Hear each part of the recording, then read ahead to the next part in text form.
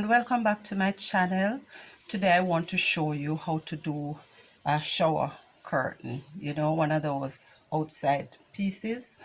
Here I have two pieces. They are measuring 67 by 60 inches wide, two pieces 8 inches long. I have two pieces 18 inches, and I have cut about 9 strips which are measuring 3 inches. Now I have put the two edges together. This is going to be the bottom, and I have drawn a curved line just to give it a little shape. So I am going to cut away this piece. All right, so I have a nice little curve there. Now at the top, this is going to be the center. So at the top, I am just going to join both pieces about 12 inches down. So I'm going to measure and mark that and just join them together. All right, here it is with both pieces joined together. Now I am going to turn my attention to the edges. I am going to double turn and do just a 1/2 inch seam, about a 1/2 inch turn. I'm going to pin this in place and then stitch all 4 sides now. Here the sides as well as the bottom have been stitched. For the valance, I have also stitched the sides and the bottom. I also went ahead and I put in 2 rows of stitches at the top, across the top, and these are going to be pulled together for the gathers. So I am going to pull together so that when I'm done, it should measure 72 inches across, and I'm going to do that for the valance as well. The strips have also been joined together. These are going to be double turned and one end stitched, and then I am going to double stitch the top again for gathering that. All right, after stitching the bottom of the strips, I turned over, as you can see here, and stitched the top section that is to be gathered, because this is going to be on the outside. So I stitched and I gathered all of it. All right, so here, after pinning the valance in place, I went ahead and I basted. So this is the valance. I have basted all across the valance, and for the main piece of curtain, I have done the bottom, right along the bottom, starting from one side, then all the way around the curve, up in the section where they were joined, and then down along the other piece. So what I'm going to do now, I am going to stitch all this in place. With the frill all stitched in place now, I am going to put a little style on the valance. So I am going to measure 19 inches from the side. I'm going to put a little mark there. I'm going to do the same thing further up, and from the top I am going to measure 9 inches down, and I'm just going to put a mark there, right opposite the mark at the bottom. So 9 inches from the top, I put in a mark. So I'm going to measure again another 19 inches going out, and this This depends on the width of your valance. With a narrow valance, you could do 15 inches apart. All right, my one side of mine is measuring a little less than 60, and so that is why I am not using 15. I'm using just a little more to get just a little less. So from the top again, opposite this mark, I am going to measure 9 inches again.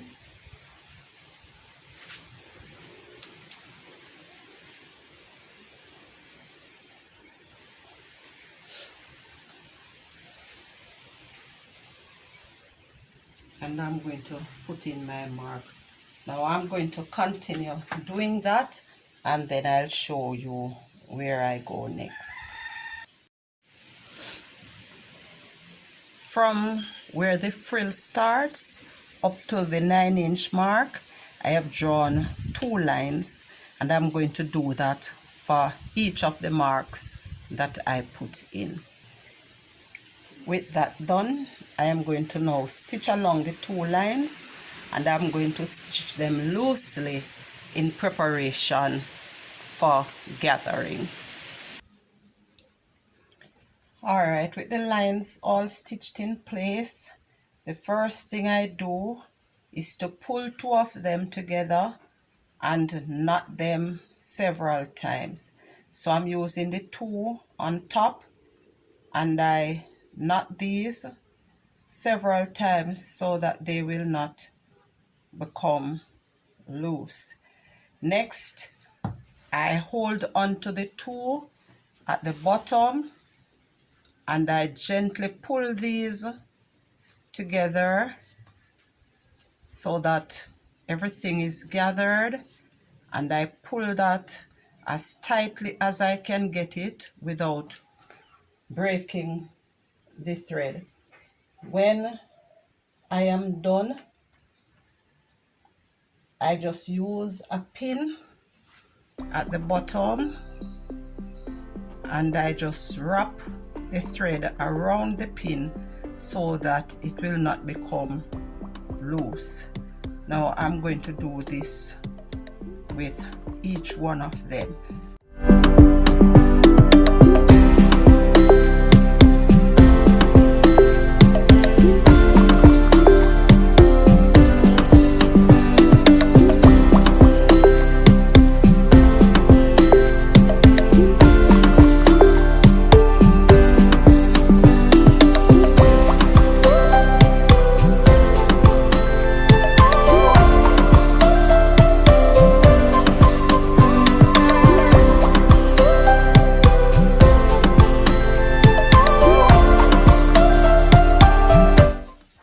Having done all of them, I went ahead and I cut a 2-inch strip. This is about 18 inches long, and I joined this and then turned it inside out. So I'm going to cut this in 3-inch pieces. Next, I am just going to fold over the sides or the raw edges of this strip, and I am going to just put it in place on the underside of the section that I just gathered, and then holding it down, I am going to separate the gathers and just stitch 2 or 3 times in the center here to hold it firmly in place. So I can use pins to hold this down until I stitch.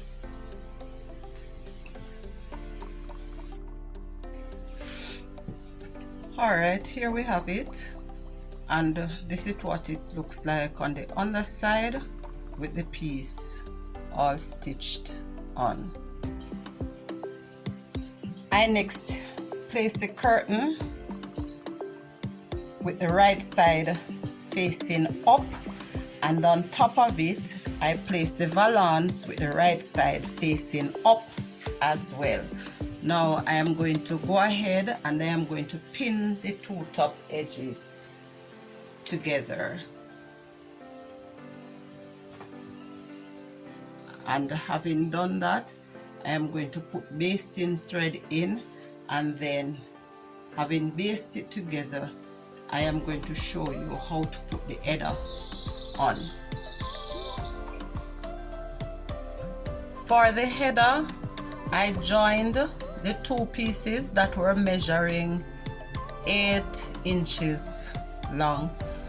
I also joined it at the side, so I should be getting about 4 inches when it's folded in half. Now what I did, I fold under a 1/2 inch or so on each side, and I'm going to put that over the edge of the curtain, and I pin that in place. I do that all the way down, making sure that it's covered not only on one side but on both sides what the curtain is in. And I'm going to baste that now. Having done all of that, I'm going to baste and then stitch that.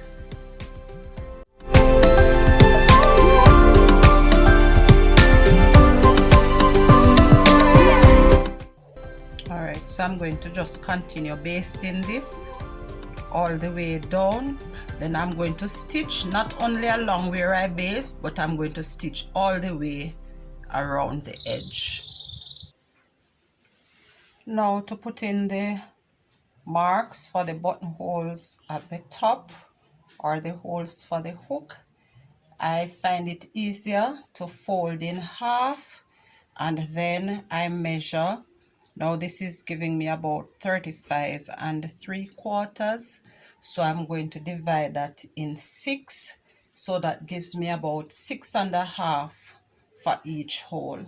So I mark and I leave just 3 1/4 from the center, because when that is doubled, then I would get 6 1/2 for there.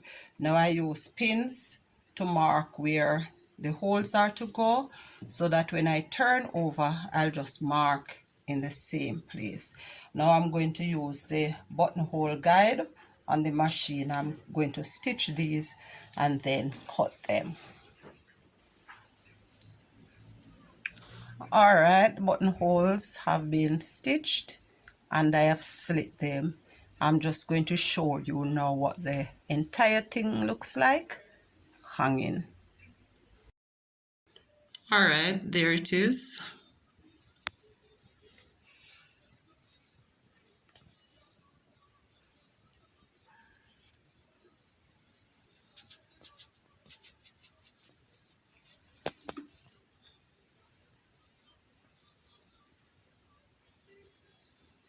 Alright, there you have the curve in the center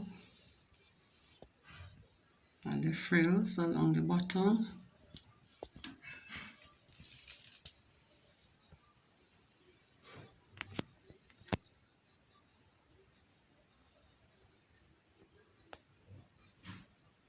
Thanks for watching, and I hope you'll enjoy making this one.